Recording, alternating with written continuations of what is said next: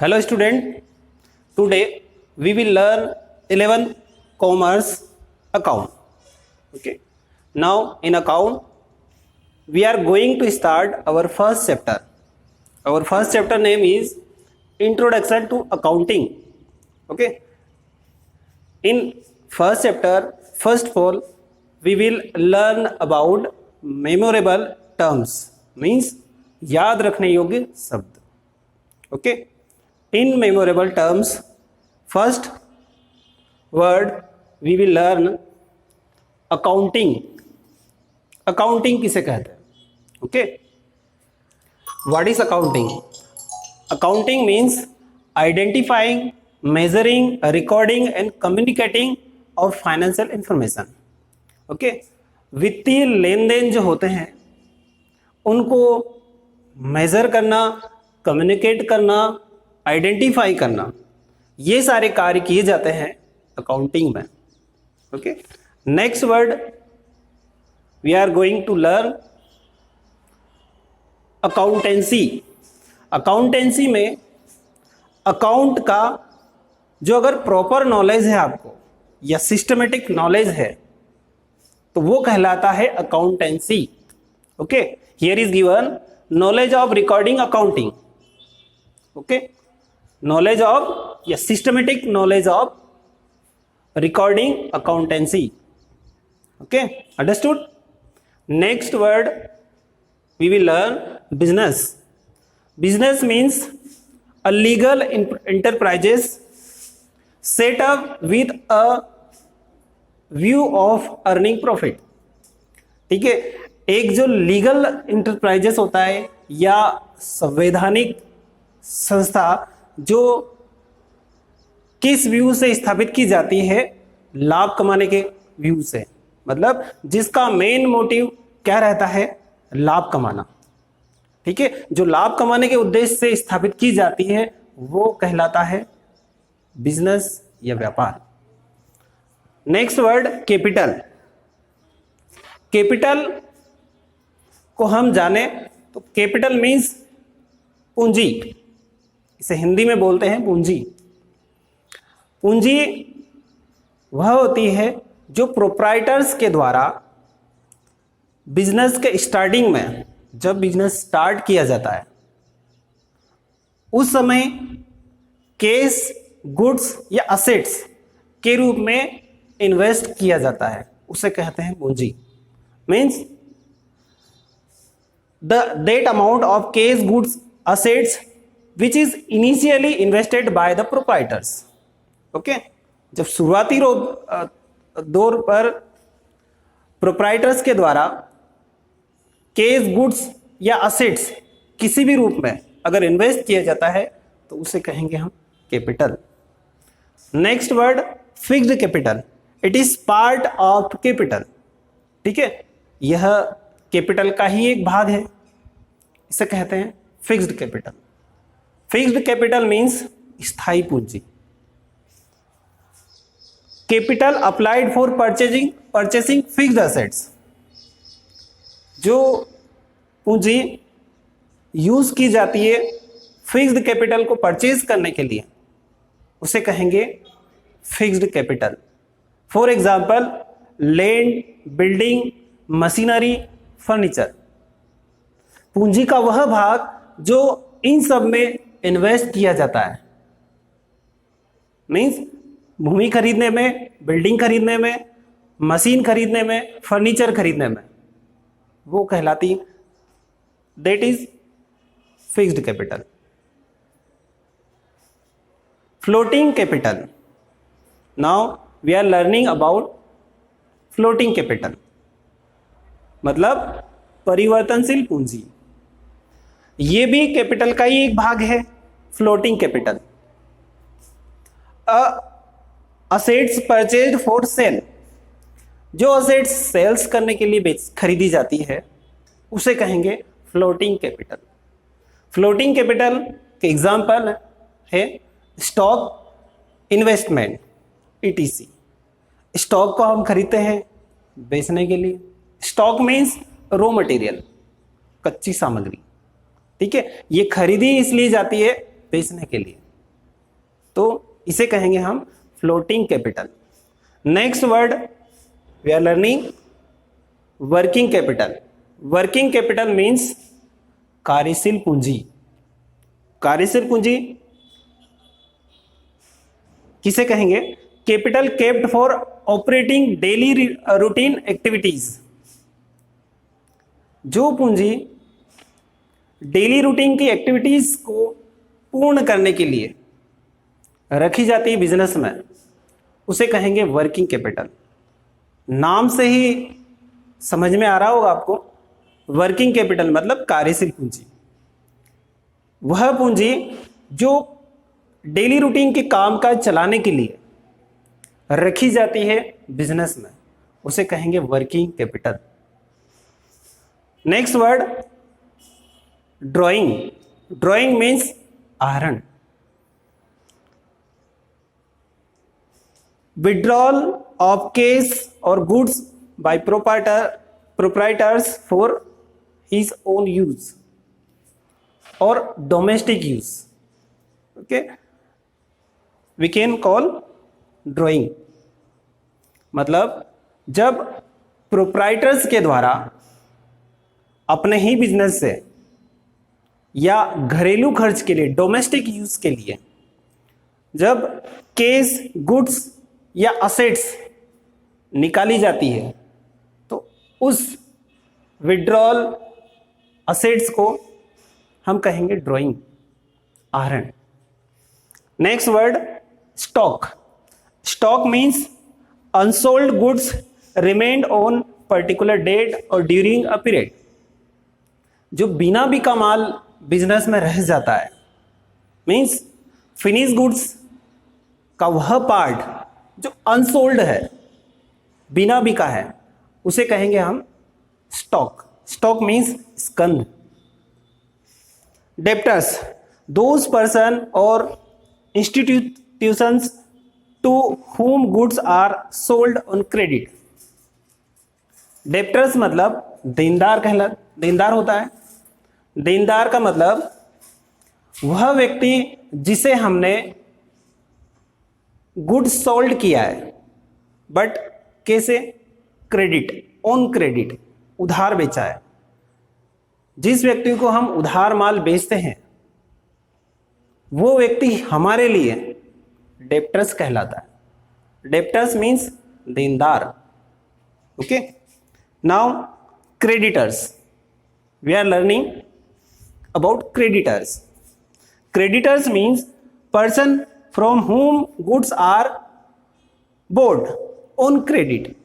Means वह व्यक्ति जिससे हमने उधार माल खरीदा है, अब वह व्यक्ति सेकेंड पर्सन हमारे लिए क्रेडिटर्स कहलाएगा, okay.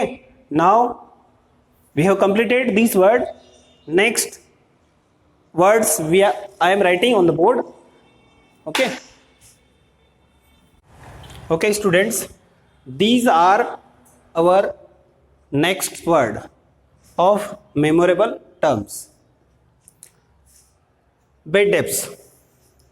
Bad debts means if the amount due from debtors is irrecoverable, means प्राप्त योग्य नहीं है। मतलब डेप्टर्स के तरफ अगर आपकी कोई राशि बकाया है और वह प्राप्त करने योग्य नहीं है, तो ऐसी राशि को कहेंगे हम bad debts. Bad debts means डूबत ऋण, okay. Next word is fixed assets, means स्थायी संपत्ति। स्थायी संपत्ति means assets purchase from for long term use.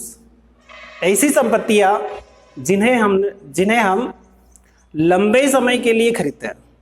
लंबे समय मतलब लंबा समय किसे कहेंगे? 1 वर्ष से अधिक के लिए। For purchasing long term, these are our fixed assets. For example land and building, machinery, ये ऐसी संपत्तियां हैं जिन्हें हम लंबे समय के लिए बिजनेस के लिए खरीदते हैं। Okay, fixed assets. Then current assets, assets for purchasing goods or operating business are called. Okay students, next we are learning about current assets.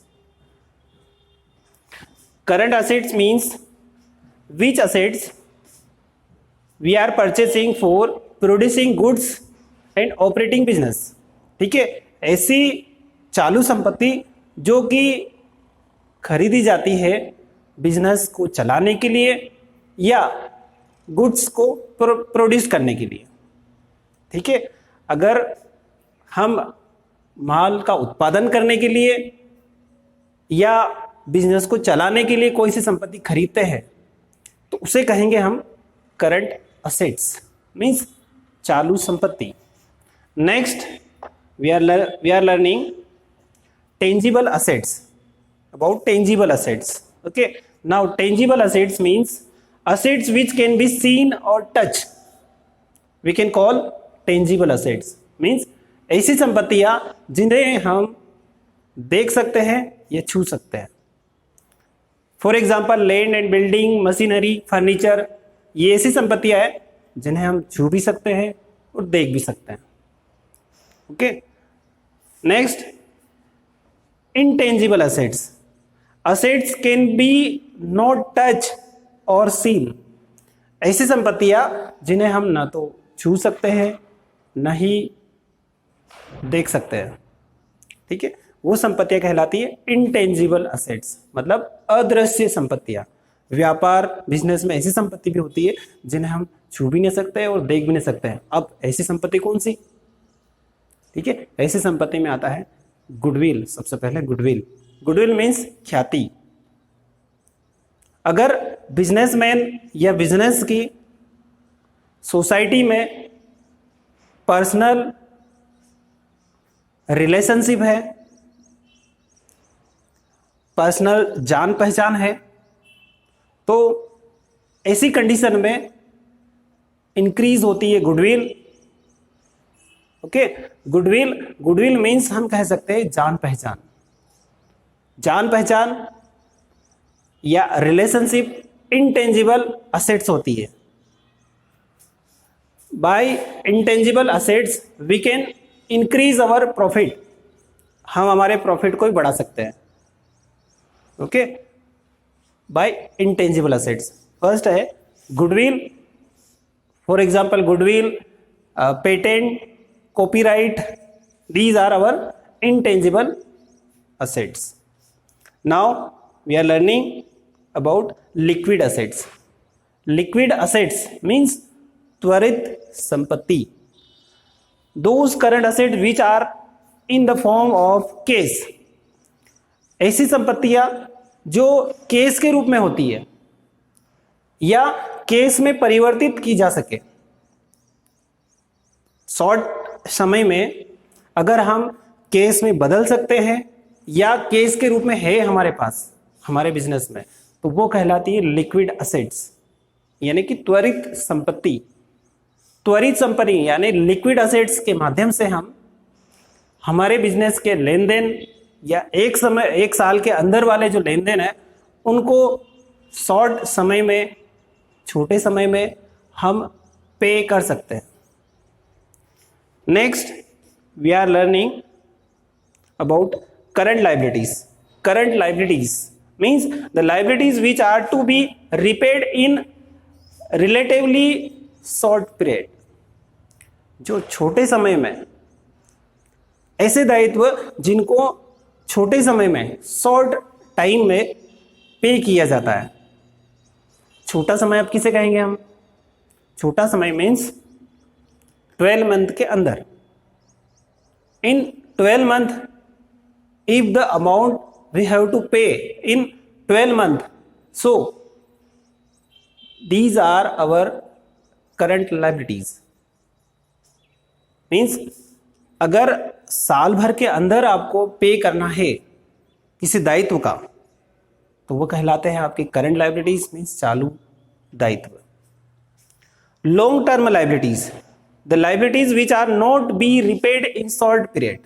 ठीक है, जो छोटे समय में पे नहीं करना होता है आपको, शॉर्ट टाइम में जो आपको पे नहीं करना है, वो सारे लाइबिलिटीज आपके लिए कहलाएगी आपकी लॉन्ग टर्म लाइबिलिटीज, है ना। Next we are learning capital expenditure. Capital expenditure means पूंजीगत व्यय। अब ऐसे व्यय जो किए जाते हैं फिक्स्ड कैपिटल्स या फिक्स्ड असेट्स को परचेज करने के लिए, कलेक्टिंग फॉर कैपिटल, पूंजी एकत्रित करने के लिए जो खर्च किए जाता है वो कहलाते हैं कैपिटल एक्सपेंडिचर, पूंजीगत व्यय, पूंजीगत खर्च।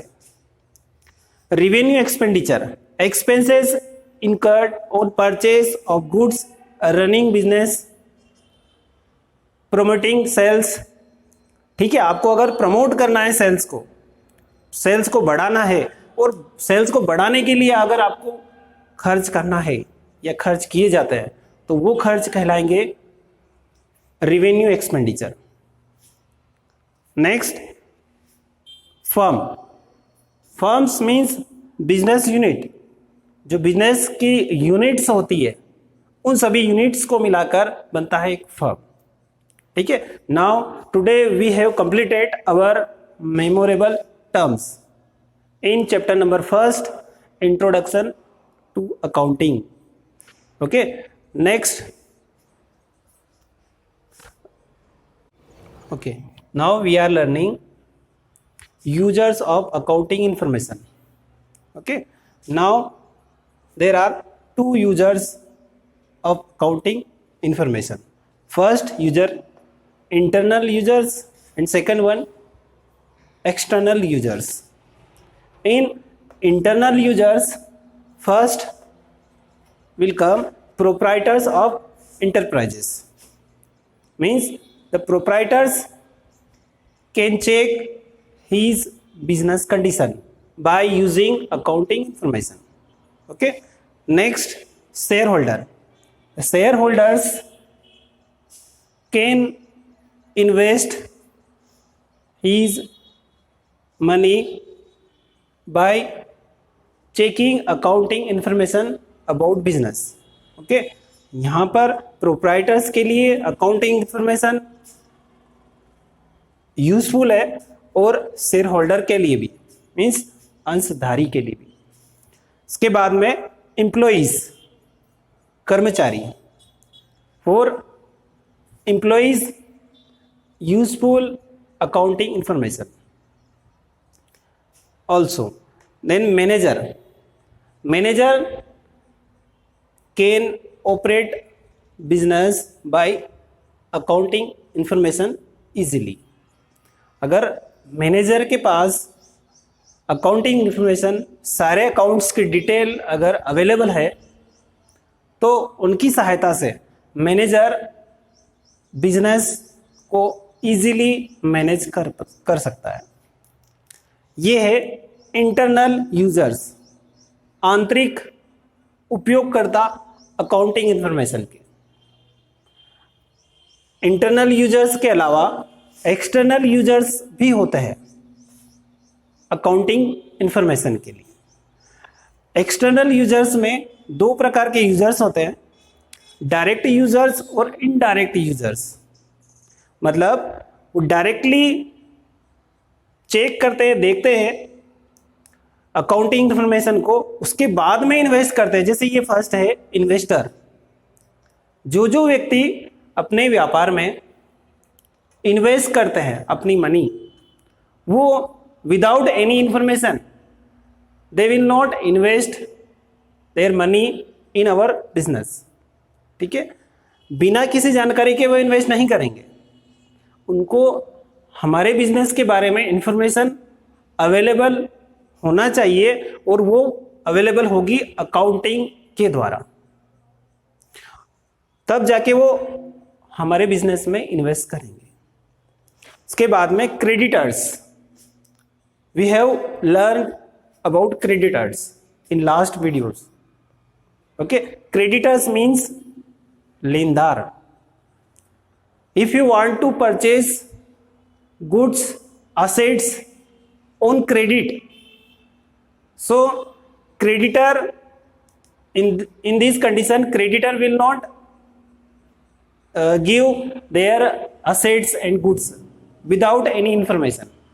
अगर क्रेडिटर्स यानी लेनदार, जो विक्रेता है जिसे आप माल या असेट्स खरीदना चाहते हो, उसको अगर आपके अकाउंट्स की इंफॉर्मेशन नहीं होगी तो उस कंडीशन में वो आपको गुड्स को क्रेडिट सेल नहीं करेगा, यानी उधार नहीं बेचेगा।